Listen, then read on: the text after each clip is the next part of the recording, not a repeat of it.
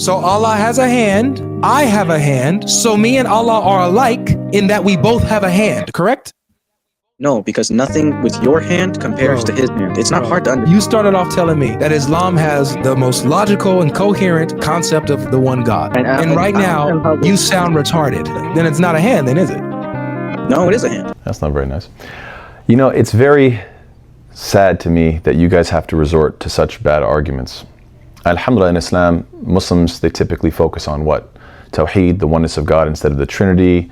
Yeah, this idea of sacrificial atonement, all these different things. We focus on like these major concepts. This is what you're talking about? Okay, if you really think this is a problem, let's take a look at Isaiah 51:9. Awake, awake, arm of the Lord. What do you do with that? Did God lay down on his arm and it fell asleep? Did it get, a lack of blood circulation and now it's getting tingly? And now someone's calling to that arm and saying, awake, awake, arm. And finally comes back and then now it's functional again. Like, do you see how childish this is? Do you see how embarrassing it would be if I was seriously trying to make this argument? This is my way of attacking Christianity. This is just weak, man. Anyway, if you want to get serious, then the question is, Yadullah, how do we deal with this? Well, throughout history, scholars have gone back and forth from more of a metaphorical to more of a literal look at this term of Yadullah, or the hand of God. The Ash'ari position leans a little bit more towards the idea that we look at it through a cultural and linguistic lens, saying like, when you say things like, I got this in the palm of my hand, it's not literal. It means that you have agency and dominance of the situation. If you say something's handcrafted, it's referencing what? Creativity and precision. When people are doing things hand in hand, it's kindness and allegiance when they're doing it together.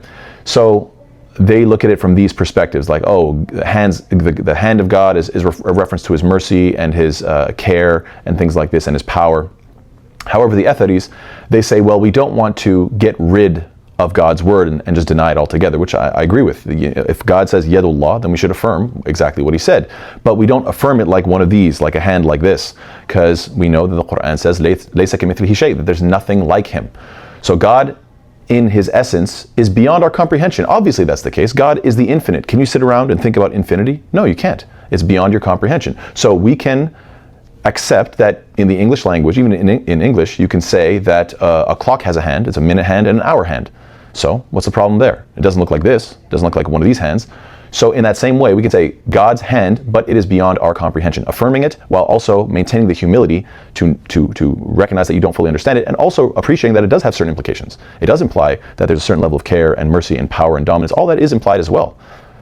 I don't see a problem with bringing these opinions together and affirming this. So I find that this is a serious way to deal with the issue. Hope that makes sense. Take care. Assalamu alaikum.